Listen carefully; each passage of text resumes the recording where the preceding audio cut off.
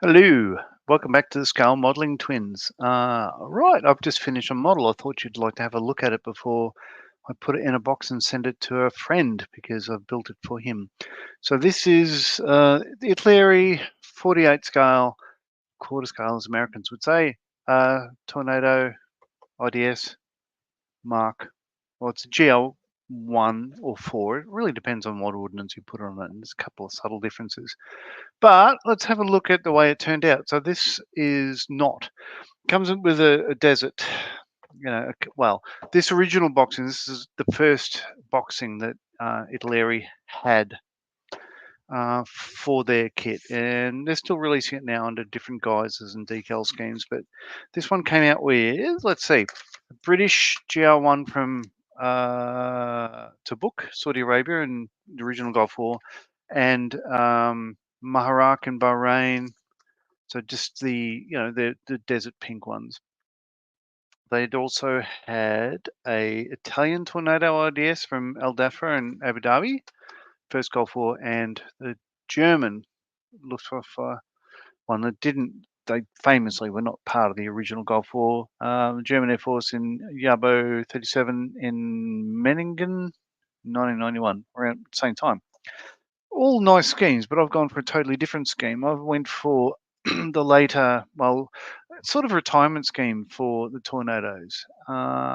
So this is modeled as RAF 2 AC Squadron, uh, as Shiny 2, which 2 Squadron. It says to celebrate the centenary of 2 Squadron. So I'll change the camera over. Let's have another look. So click on this button here, and right. So this is yeah.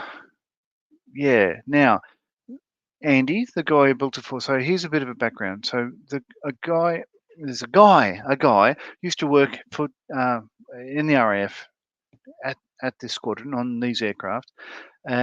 He later emigrated to Australia, became an RAAF, same trade, what we call a black hander, so engines, airframe. And he he worked on classic Hornets, where I didn't work with him. Then he came down to where I was, and we were on the same crew, and we became very good mates, and still are. He was on Orion's, the AP3C with me, and then he jumped across to 11 Squadron. He was one of the launch crew that learnt the new aircraft, the P8 Poseidon, and he didn't have a good time with that.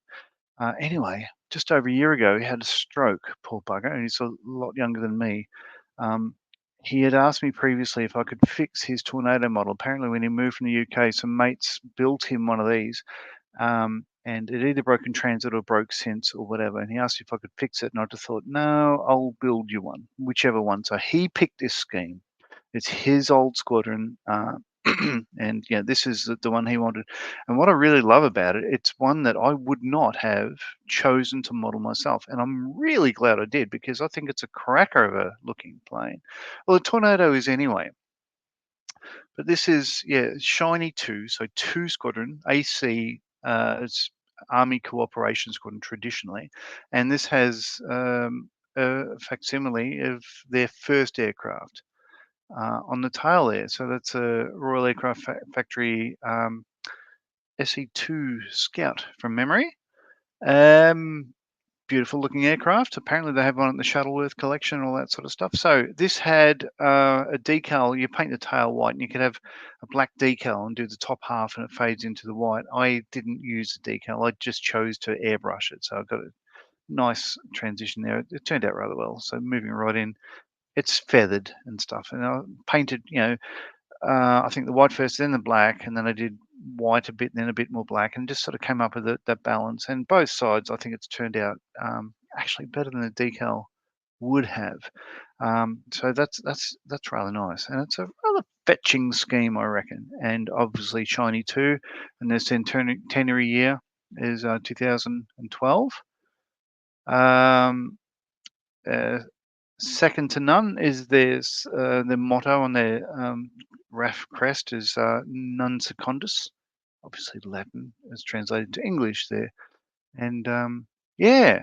So let's see. In the the cockpit, I chose instead this kit doesn't come with decals. It has raised instrument panels and yeah, you just meant to pick out details and everything else.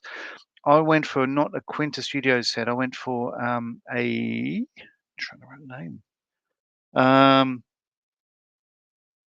You know what? I can't remember the brand name. But it was a UK. I think it might be Xtradecal.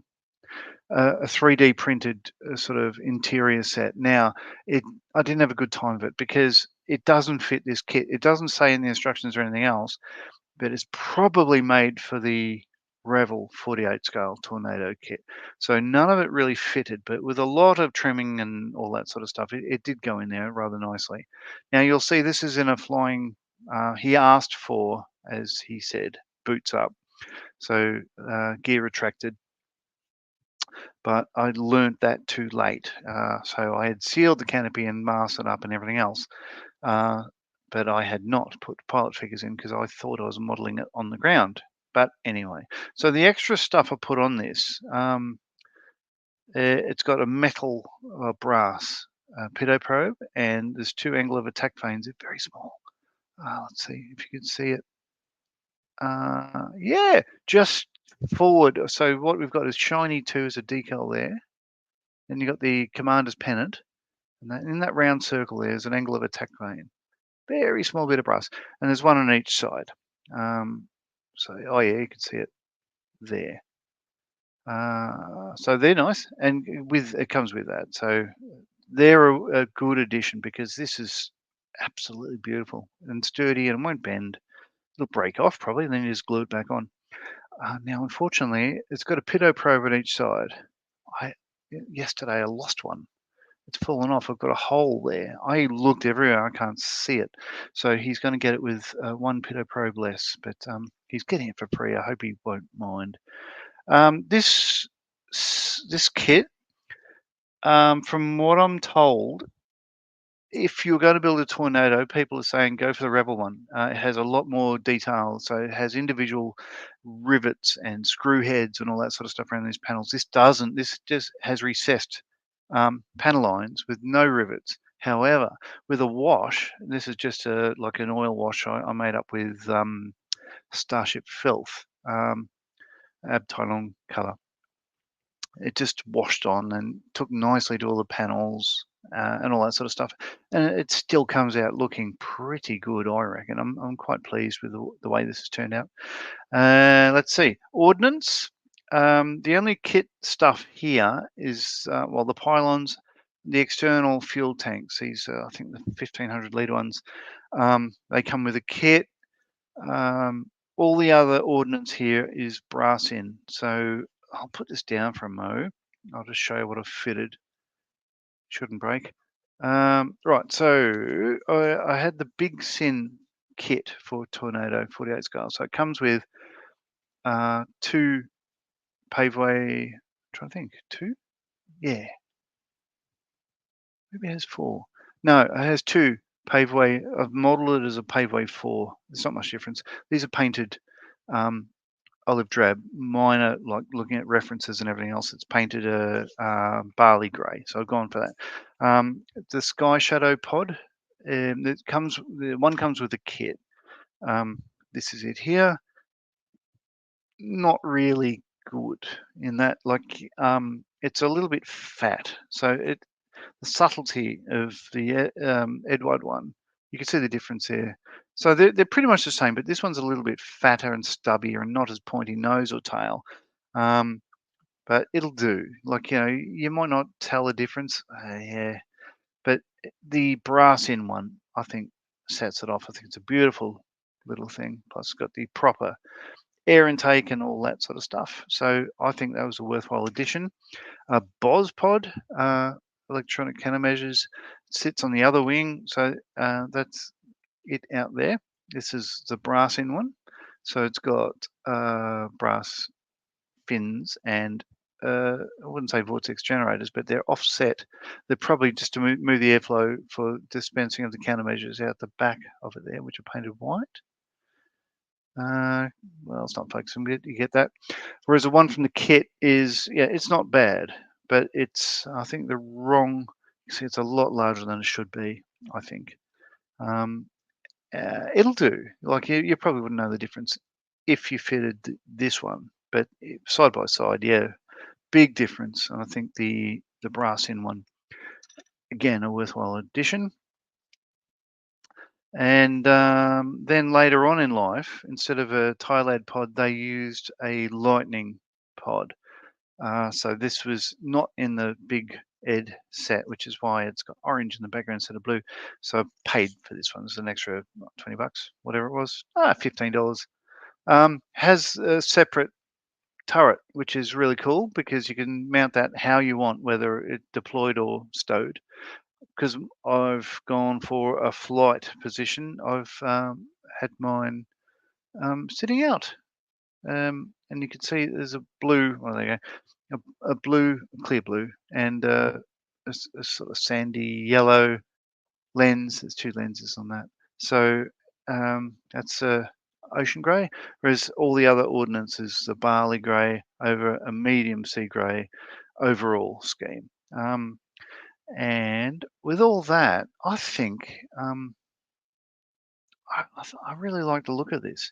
As I say, it's not a scheme that I would have chosen myself, but I don't tend to like grey aircraft. But oh my God, this with all this, it's a beautiful looking aircraft, and with all this stuff on it, it looks busy and chunky and solid and does a business and everything else.